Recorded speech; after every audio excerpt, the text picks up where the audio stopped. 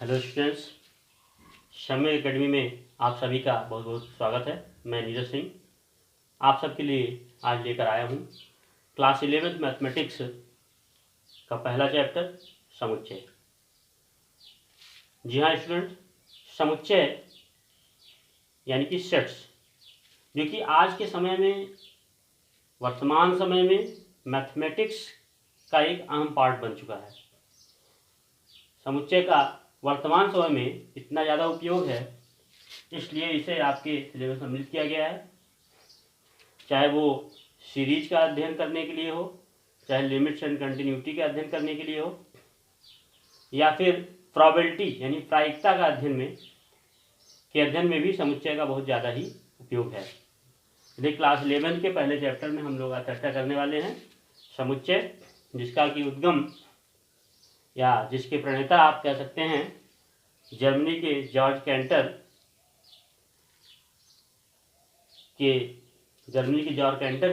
जो है इसके प्रणेता हैं, और साथ ही साथ उन्होंने अपने ट्रिग्नोमेट्रिक इक्वेशंस की प्रॉब्लम्स को सॉल्व करते वक्त समुच्चय के गुण देखे और तब उन्होंने समुच्चय को परिभाषित किया। वर्तमान समय में जो सेट्स हम लोग यूज करते हैं, चलिए आप पहले से ही परिचित होंगे विभिन्न प्रकार के, कहते हैं कि सेट्स के बारे में। जैसा कि कह सकते हैं आपकी तमाम तरह के वस्तुओं के संग्रह के बारे में आप पहले से परिचित होंगे। वस्तुओं का संग्रह किसी विशेष उद्देश्य को लेकर के, किसी विशेष क्वालिटी को देखते हुए वस्तुओं का संग्रह करना, इस तरह के तमाम प्रकार के ऑब्जेक्ट्स का संग्रह करना आप देखे होंगे। जैसे कि आप कह सकते हैं कि प्राकृतिक संख्याओं के संग्रह के बारे में आपने पहले से सुना होगा, जिसे हम लोग कैपिटल एन से प्रदर्शित करते हैं। तो प्राकृतिक संख्याओं का जो संग्रह है उन्हें प्राकृतिक संख्याओं का समूह कहते हैं, समुच्चय कहते हैं। ठीक है, इसी प्रकार से आपकी कक्षा 11 में गणित के विद्यार्थियों का जो समूह होगा वो भी क्या कहलाएगा? समुच्चय कहलाएगा। तो समुच्चय की जो एक परिभाषा उपस्थित हुई हमारे सामने, वो किस इस प्रकार से है कि आप उसे कह सकते हैं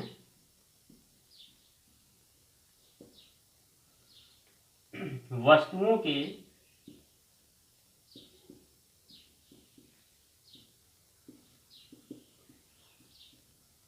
सुपरिभाषित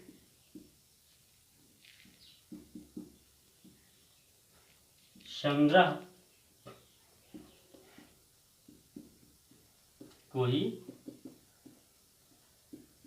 समुच्चय कहते हैं। वस्तुओं के सुपरिभाषित संग्रह को ही समुच्चय कहते हैं। सुपरिभाषित होने का मतलब है कि किन्हीं वस्तुओं को किस कारण से किसी विशेष समूह में रख रहे हैं, वो कारण अवश्य परिभाषित होना चाहिए। यदि ऐसा है तो उसे किसी समूह में रखा जाएगा, अन्यथा उसे वहां पे नहीं रखा जाएगा। तो सुपरिभाषित होने का जो गुण है ये बहुत ही महत्वपूर्ण है। जिसे कह सकते हैं कि वेल डिफाइंड है ना। तो वेल डिफाइंड जो उनके गुण होंगे, उसी के गुण के आधार पे किसी वस्तु का संग्रह किया जाएगा।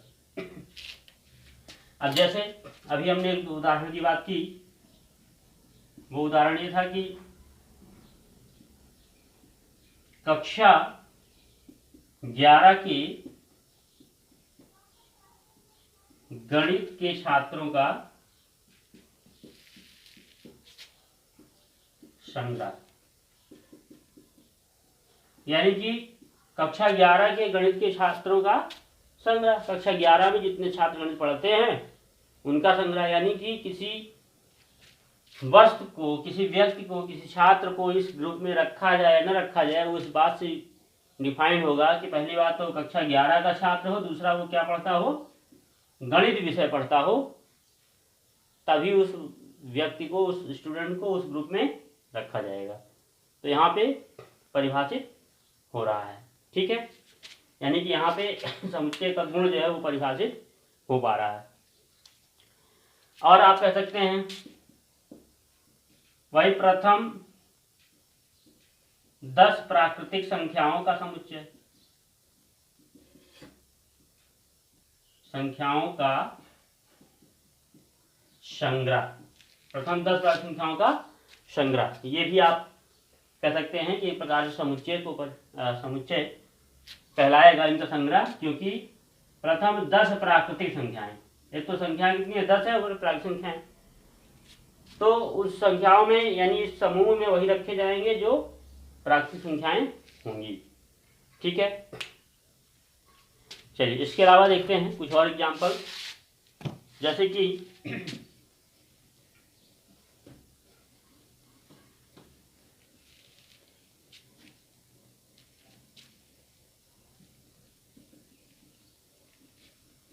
भारत की नदियों का समुच्चय, भारत की नदियों का संग्रह, नदियों के नामों का संग्रह इस प्रकार कर सकते हैं।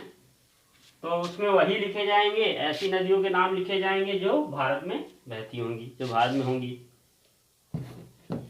विभिन्न प्रकार के त्रिभुजों का संग्रह, विभिन्न प्रकार के त्रिभुजों का संग्रह। ठीक है, तो इस तरह से विभिन्न प्रकार के संग्रह आप देखेंगे जहां पे किसी विशेष गुण के आधार पे वस्तुओं को कलेक्ट किया जाएगा। ऐसे कलेक्शन को क्या कहेंगे, सेट कहेंगे, समुच्चय कहेंगे। तो set of well defined objects are called, group of well defined objects are called sets. ठीक है, चलिए अब यहाँ पे कुछ निश्चित संख्याओं के समुच्चय हैं जिनका हम लोग प्रयोग करते आए हैं। तो थोड़ा सा इनको भी देख लेते हैं। एक प्रकार समझिए पहले कि समुच्चय और उसका निरूपण थोड़ा समझ लेते हैं।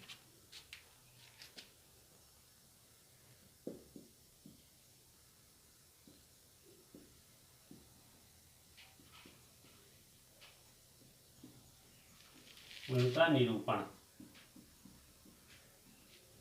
Sets and it's representation. देखिए समुच्चय को अंग्रेजी अल्फाबेट के कैपिटल लेटर से प्रदर्शित किया जाता है। समुच्चय को अंग्रेजी अल्फाबेट के कैपिटल लेटर जैसे ए हो गया, बी हो गया, सी, डी एंड सो ऑन। और समुच्चय के सदस्यों को अंग्रेजी वर्णमाला के स्मॉल लेटर्स में इन्वर्टेड कामा के कहते हैं कि कर्ली ब्रैकेट के अंदर लिखा जाता है। जैसे सेट ए है, जो कि मान लेते हैं सेट ए के अंतर्गत एलिमेंट आपको लिखना है, तो A B C D and so on, इस तरह से लिख सकते हैं। तो कहने का मतलब है कि समुच्चय का जो नोटेशन होगा वो कैपिटल लेटर होगा, और समुच्चय के अवयव जो होंगे यानी समुच्चय के जो सदस्य होंगे उन्हें समुच्चय के अवयव कहते हैं। और उन्हें जब समुच्चय के अवयवों को कॉमा लगा करके कर्ली ब्रैकेट यानी कि मंझला ब्रैकेट के अंदर बंद कर देते हैं, तब वह क्या कहलाएगा, समुच्चय कहलाएगा। ठीक है, अब आप इस प्रकार से कह सकते हैं कि विभिन्न प्रकार के समुच्चय हमारे सामने उपस्थित हैं। समुच्चय जैसे कह सकते हैं कि प्राकृतिक संख्याओं का समुच्चय, जिसे कैपिटल एन से रिप्रेजेंट किया जाता है, और इसमें 1, 2, 3, 4 एंड सो ऑन। ठीक है, तो कुछ संख्याओं के समूह जिन्हें हम विशेष प्रकार के समुच्चय से प्रदर्शित करते हैं, उनको यहाँ पे देखते हैं और फिर थोड़ा सा उनके निरूपण के बारे में बात करेंगे। इनको हम लोग दो तरीके से निरूपित कर पाएंगे। देखिए एन आपने देख लिया, इसके बाद जेड है। जेड क्या है,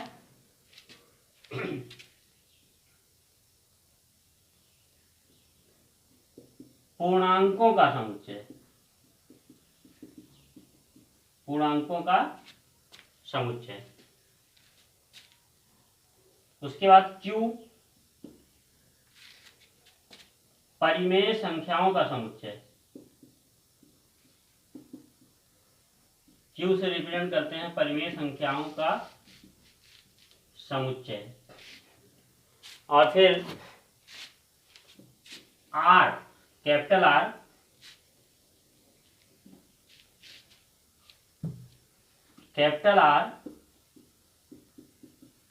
वास्तविक संख्याओं का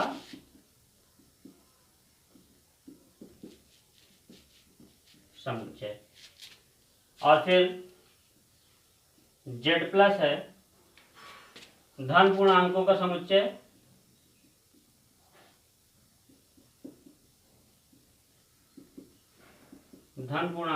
समुच्चय, और जेड माइनस है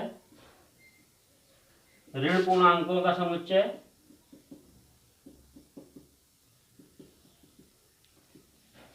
और आर प्लस, अगर आर प्लस की बात करें तो वास्तविक धन संख्याओं का समुच्चय,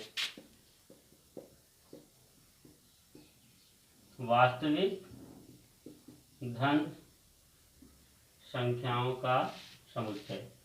और इसी प्रकार से कैपिटल टी होता है, कैपिटल टी जो कि अपरिमेय संख्याओं का समुच्चय होता है, कैपिटल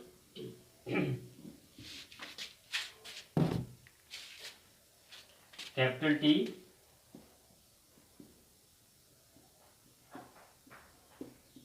अपरिमेय संख्याओं का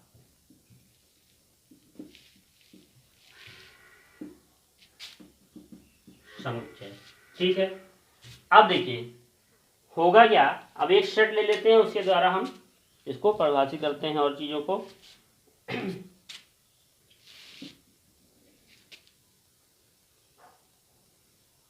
देखिए समुच्चय के जो अवयव होते हैं उन पे बात करते हैं।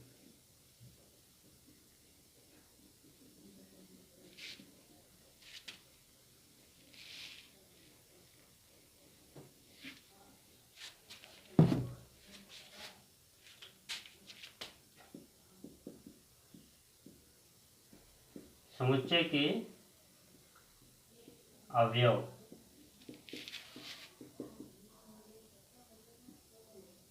एलिमेंट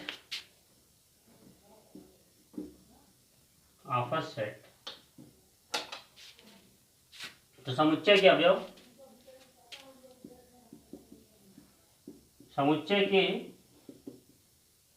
जो सदस्य होते हैं, सदस्य ही समुच्चय के अवयव कहलाते हैं। इन्हें अंग्रेजी वर्णमाला के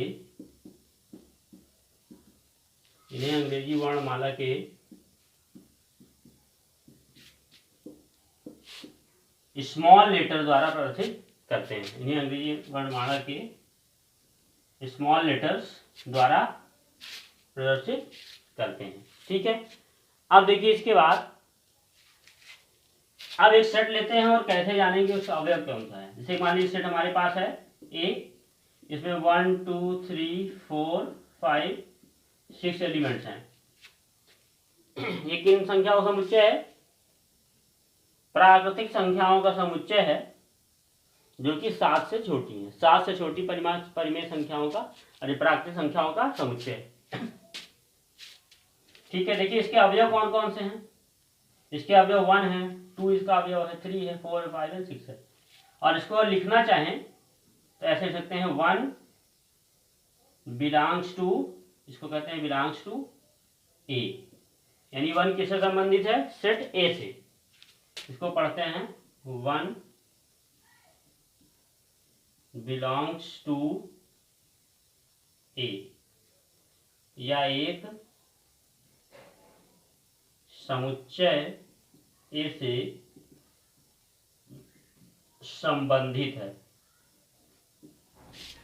कह सकते हैं। तो ये चिन्ह आप विशेष तौर से ध्यान रखिए। इस चिन्ह का क्या मतलब है? Belongs to.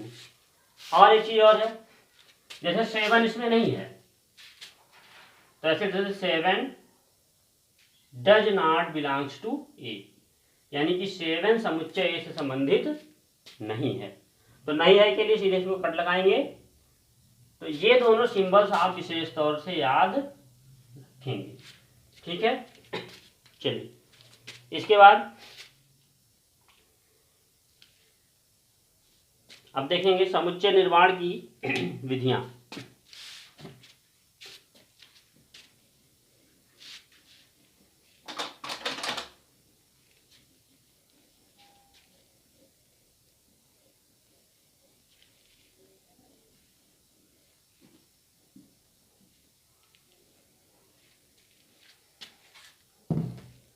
चलिए देखते हैं।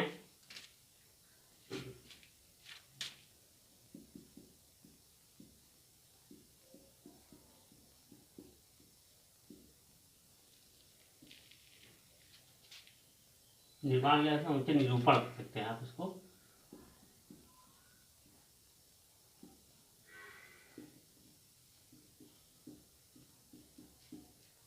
ठीक है,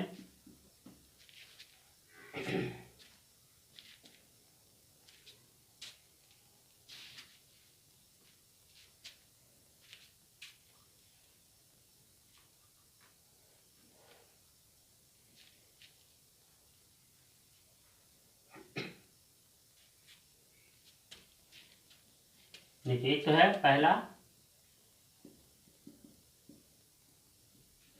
समुच्चय निर्माण विधि।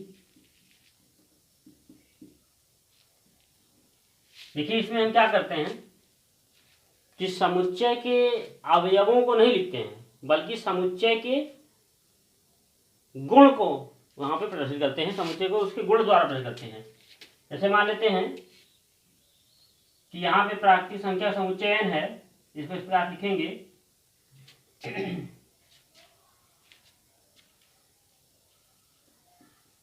x such that x एक प्राकृतिक संख्या है। और ये हो गया। अब इसी को दूसरी जो विधि है जिसे हम लोग रोस्टर विधि कहते हैं, रोस्टर विधि या सूची विधि, रोस्टर विधि या सूची विधि। तो सूची विधि का लिखना होगा, ऐसे लिखेंगे n equals to 1 2 3 4 5 and so on. तो ये दो अलग अलग तरीके हैं एक ही समुच्चय को लिखने के। ठीक है, जैसे रोस्टर विधि सूची विधि कहते हैं। ठीक है, अब इसके साथ अब हम लोग एग्जाम्पल में आ जाते हैं। थोड़ा सा एग्जाम्पल देखते हैं, फिर प्रश्नावली पे चलते हैं।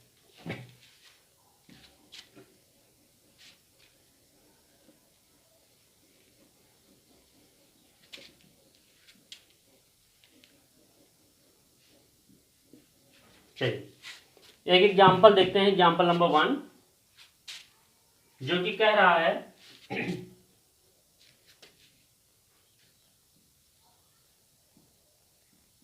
उदाहरण 1 कह रहा है कि समीकरण x square plus x minus 2 equal to 0 का हल समुच्चय रोस्टर रूप में लिखिए।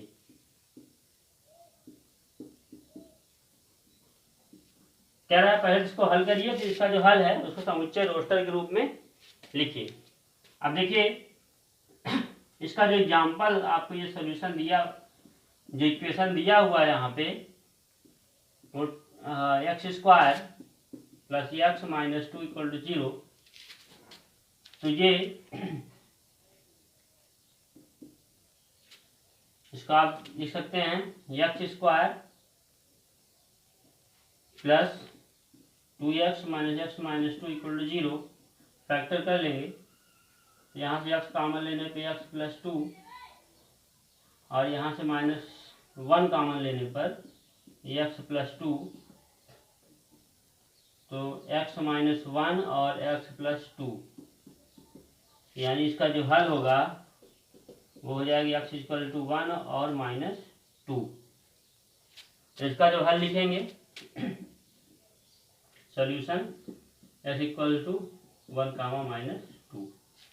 तो ये रोस्टर विधि में हमने इसका सॉल्यूशन लिख दिया। पहले सॉल्व किया और सॉल्यूशन निकाला, उसको रोस्टर विधि में सब ब्रैकेट लगा करके लिख दिया गया कॉमा के साथ। ठीक है, चलिए अब इसमें एक एग्जाम्पल नंबर 2 भी दिया है, थोड़ा सा उसको डिस्कस करते हैं। सर एक्सरसाइज पे चलते हैं। एग्जाम्पल 2 कह रहा है कि समुच्चय x सच दैट x एक धन पूर्णांक है तथा x square is less than 40। x square is less than 40 को रोस्टर रूप में लिखिए। ये समुच्चय निर्माण के रूप में लिखा हुआ है और इसको रोस्टर रूप में आपको लिखना है।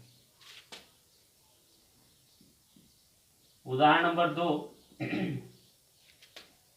देखिए, यहाँ पे जो समुच्चय दिया हुआ है वो ये है कि x सच दैट x एक धन पूर्णांक है। x एक धन पूर्णांक है और यहाँ पे कंडीशन लगी कि x square is less than 40, यानी उन धन पूर्णांकों को लिखना है। तो इसका जो समुच्चय आपको मिलेगा, देखिए एक तो धन पूर्णांक लिखने हैं, 1 है, 1 यहाँ पे लिखेंगे क्योंकि 1 धन पूर्णांक है और 1 का जो स्क्वायर है वो 40 से छोटा है। 2 भी लिखेंगे, 3 भी लिखेंगे, 4 भी लिखेंगे, 5 भी लिखेंगे, 6 लिखेंगे और 7 को नहीं लिखेंगे क्योंकि 7 का स्क्वायर कितना है 49 है, तो 7 यहाँ पे नहीं लिखा जाएगा, इसलिए यहीं पे खत्म। तो ये आपको समुच्चय निर्माण विधि में दिया हुआ था और ये रोस्टर विधि में हमने इसका आंसर लिख दिया। ठीक है, चलिए अब हम आगे एग्जाम्पल्स की बात ना करते हुए सीधे चलते हैं एक्सरसाइज पे। एक्सरसाइज 1.1।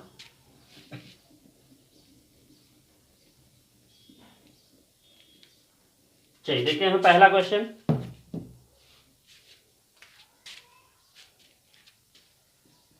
एक्सरसाइज 1.1 का पहला क्वेश्चन जो कि कह रहा है निम्नलिखित में कौन से समुच्चय हैं, अपने उत्तर का औचित्य बताइए।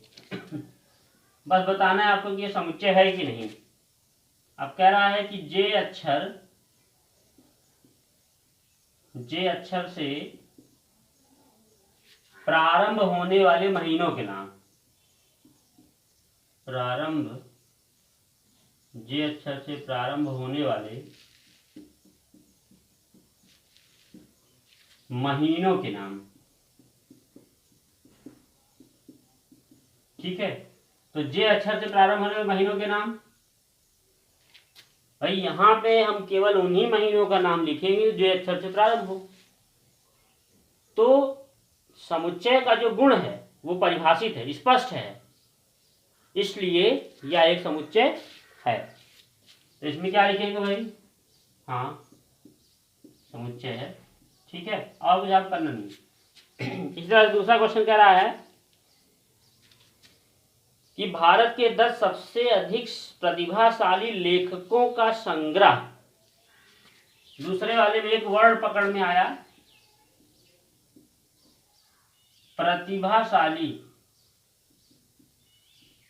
प्रतिभाशाली लेखक।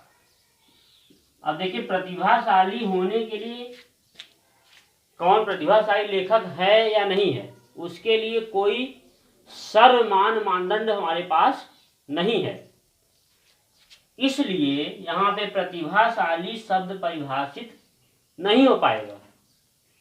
किस लेखक को हम कहें कि प्रतिभाशाली है, किस लेखक को कहें कि नहीं प्रतिभाशाली है, वो नहीं है। तो प्रतिभाशाली होने का गुण ही यहाँ पे परिभाषित नहीं है, इसलिए जो सेकंड एग्जाम्पल आपका है वो समुच्चय निर्माण नहीं करेगा, समुच्चय नहीं है। इसी तरह से तीसरा जो एग्जाम्पल है, विश्व के सर्वश्रेष्ठ 11 बल्लेबाजों का संग्रह। विश्व के सर्वश्रेष्ठ 11 बल्लेबाजों का संग्रह। अब वही बात यहाँ पे भी आ जाएगी कि सर्वश्रेष्ठ होने का गुण यहाँ पे भी परिभाषित नहीं है, इसलिए इस प्रकार का जो संग्रह होगा वो समुच्चय नहीं कहलाएगा। चलिए देखिए चौथा, आपकी कक्षा के सभी बालकों का संग्रह। ये तो परिभाषित है भाई, जो बच्चा आपकी क्लास में पढ़ता है उसका संग्रह। ठीक है, हम किसी ऐसे व्यक्ति का नाम पूछ लें, भाई किस क्लास में पढ़ते हो, अगर वो आपकी क्लास में पढ़ता है तभी आप उसका नाम यहाँ पे लिखेंगे, नहीं लिखेंगे, तो यहाँ पे स्पष्ट है। ठीक है, तो ये समुच्चय है। पांचवा कह रहा है 100 से कम सभी प्राकृतिक संख्याओं का संग्रह। तो प्राकृतिक संख्याएं हैं जो कम 100 से कम है, यानी 1 से 99 तक लिख देना है, तो ये भी परिभाषित है, समुच्चय है। लेखक प्रेमचंद द्वारा लिखित उपन्यासों का संग्रह।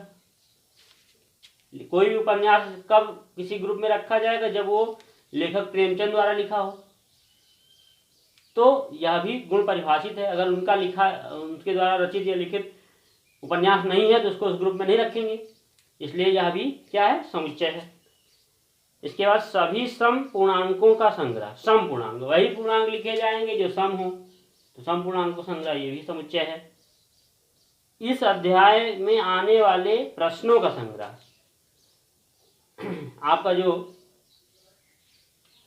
बुक है, अगर किसी पर्टिकुलर बुक की बात करेगा, किसी बुक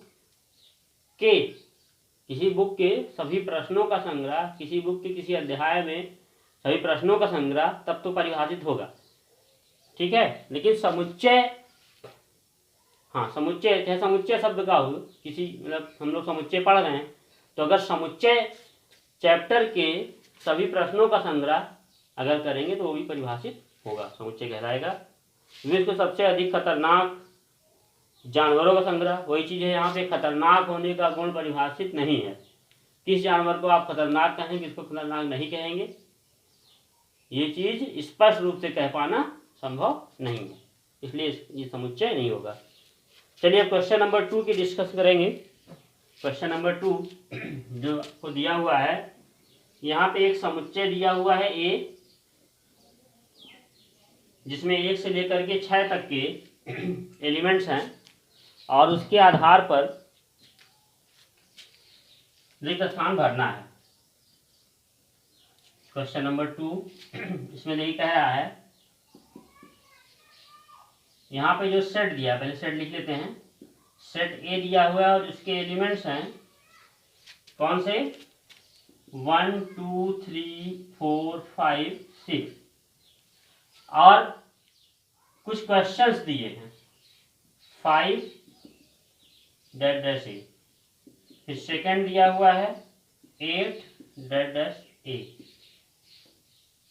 फिर थर्ड दिया हुआ है 0 डैश डैश ए, फिर फोर्थ दिया है 4 डैश डैश ए, 5 दिया हुआ है 2 डैश डैश ए, और 6 दिया हुआ है आपको 10 डैश डैश ए। इस खाली स्थान में भरना क्या है, एक तो ये है एलिमेंट, और दूसरा है बिलोंग्स टू और डज नॉट बिलोंग्स टू। ठीक है, यानी कि इसका अवयव है और अवयव नहीं है। तो भाई जो है यहाँ पे क्या भरा, 5 जो है ए से संबंधित है, तो ये वाला सिंबल यहाँ भरा जाएगा। 8 ए में नहीं है तो ये भरा जाएगा, 0 ए में नहीं है ये भरा जाएगा, 4 ए में है तो ये भरा जाएगा, 2 है तो ये भरा जाएगा, 2 है तो ये भरा जाएगा, और इस तरह से 10 नहीं है ये भरा जाएगा। ठीक, एकदम आसान क्वेश्चन है। अब क्वेश्चन नंबर 3 की बात कर लेते हैं। क्वेश्चन नंबर 3,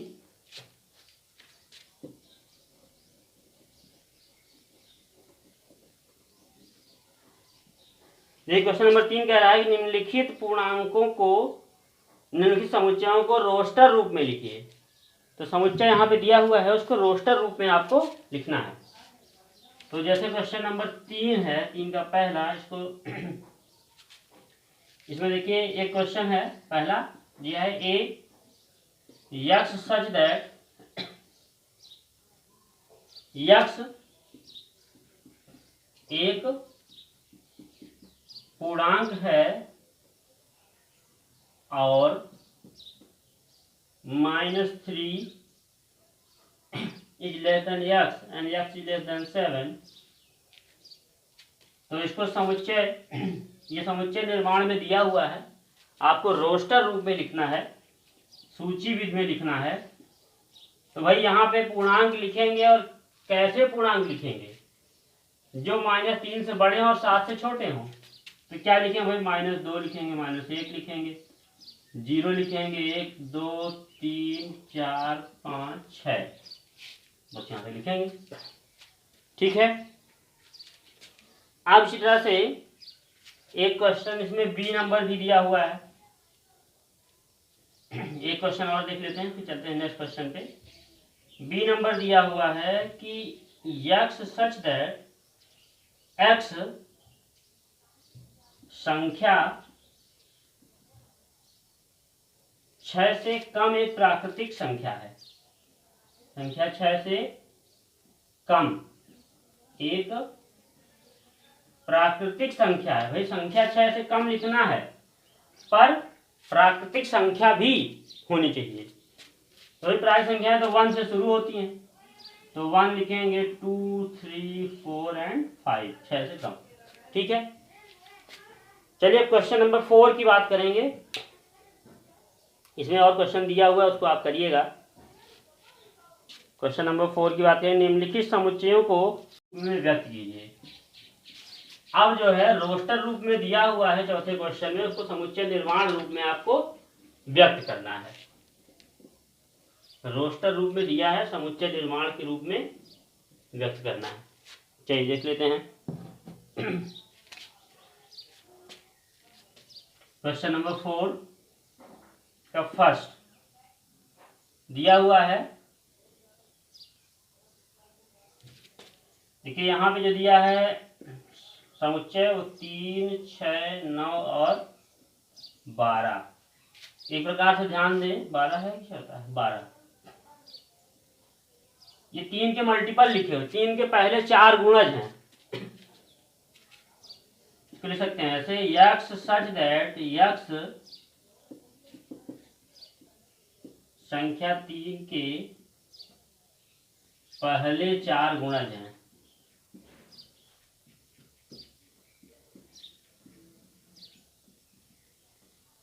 इस तरह लिख सकते हैं, या और लिखना चाहें तो इसको ऐसे लिख सकते हैं, x such that x equals to 3n,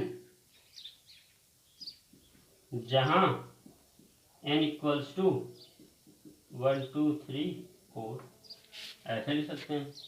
ठीक है। ये भी सही हो जाएगा। ठीक। तो इसी तरह से इनके गुणों को देख करके आपको लिखना है। अब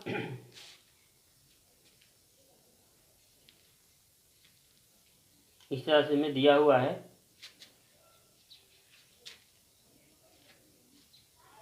चलिए देखते हैं नेक्स्ट 4 का सेकंड भी देख लेते हैं क्या कह रहा है।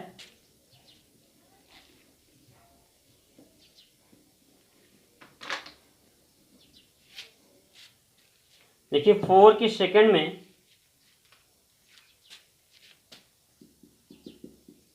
आपसे कह रहा है 2, 4, 8, 16, 32। तो इसमें देखिए क्या है ना कि हर एक such that x equals to, देखिए इसकी क्वालिटी क्या हो सकती है? 2 की घात 1 का मान 2 होगा, 2 की घात 2 का मान 4 होगा, 2 की घात 3 का मान 8 होगा, 4 का मान 16। तो इस प्रकार करें 2 की घात n, जहां n इक्वल्स टू, या ऐसे आप कर सकते हैं n इक्वल्स टू 1 2 3 4, ऐसे हो सकता है। ठीक है। या आप इसको ऐसे भी दे सकते हैं कि n क्या है? प्राकृतिक संख्या है तथा n इज लेस देन 5। तो ये ना लिख के आप ये भी लिख सकते हैं कि n एक प्राकृत संख्या है तो n लेस देन 5 है। ठीक है, अब 5वें क्वेश्चन पे चलते हैं। देखिए 5वां क्वेश्चन कह रहा है कि निम्नलिखित समुच्चयों के सभी अवयवों यानी सदस्यों की सूची लिखिए। तो चलिए देखते हैं, पहला क्वेश्चन देख लेते हैं, पहला दूसरा 5वें का।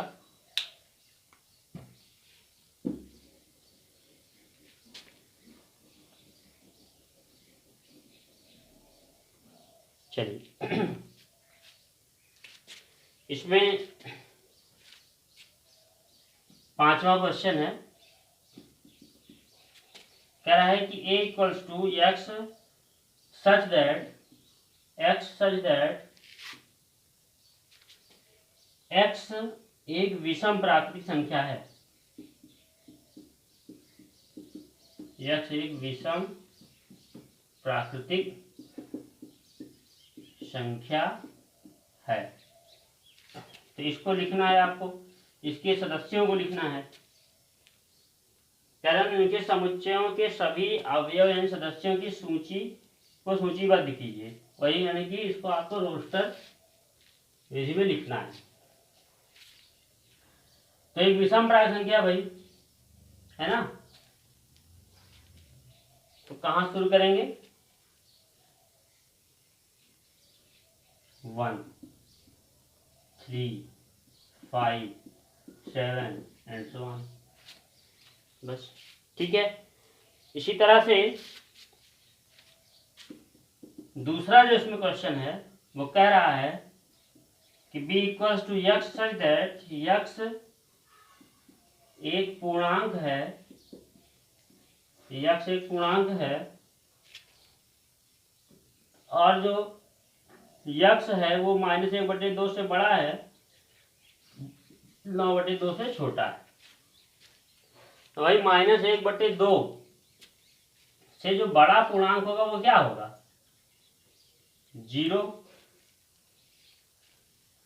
और फिर 1 2 3, क्योंकि ये 4.5 है तो बस इतने इसके अवयव आएंगे। ठीक है, चलिए इसी तरह से ये क्वेश्चन दिए हैं, इन्हें आप करिएगा। क्वेश्चन नंबर जो 6 है वो कह रहा है कि बाईं ओर रोस्टर रूप में लिखित निम्नलिखित और दाईं ओर समुच्चय निर्माण रूप में वर्णित समुच्चयों का सही मिलान कीजिए। तो यहाँ पे देखिए क्वेश्चंस आपको दिए हुए हैं। एक तरफ आपको जो है दिया हुआ है, एक तरफ आपको दिया हुआ है रोस्टर रूप में, दूसरा दिया समुच्चय निर्माण रूप में, उसको आपको मिलाना है। देखिए जो पहला वाला है उसमें 1 2 3 और 6 दिया हुआ है, 1 2 3 और 6 दिया हुआ है। तो इसमें देखिए कह रहा है कि इसमें जो सी नंबर दिया है x such that, see number जो दिया हुआ है वो कह रहा है कि x सच दैट x एक प्राकृत संख्या और 6 की भाजक है। तो 6 की भाजक है पूरा 1 2 6 और 3 6 की भाजक है। तो इनको आप पढ़िए और इनको आप मिलाइएगा। ठीक है, आज के लिए बस इतना ही। वीडियो आपको अच्छा लगा हो, पसंद आया हो तो आप चैनल को सब्सक्राइब करें और बेल आइकन को दबाएं। साथ ही साथ इस वीडियो से अगर आप चाहते हैं कि आपके दोस्त भी लाभ ले सकें तो आप कृपया इस वीडियो को शेयर करें। अधिक से अधिक धन्यवाद। मिलते हैं नेक्स्ट क्लास में, जो कि समुच्चय के कुछ और प्रकार के बारे में बताएंगे। रिक्त समुच्चय क्या होता है, समष्टि समुच्चय क्या होता है, विसंगीत समुच्चय क्या होता है, इन सब बारे में हम लोग डिस्कस करेंगे। सिंगलटन सेट क्या होते हैं, और नेक्स्ट एक्सरसाइज जो आपकी है 1.2 उस पर भी डिस्कशन होगा। तब तक के लिए धन्यवाद।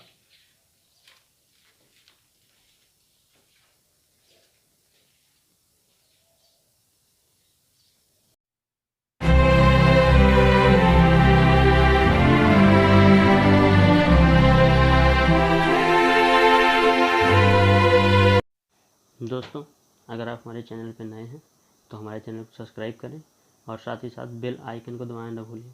धन्यवाद।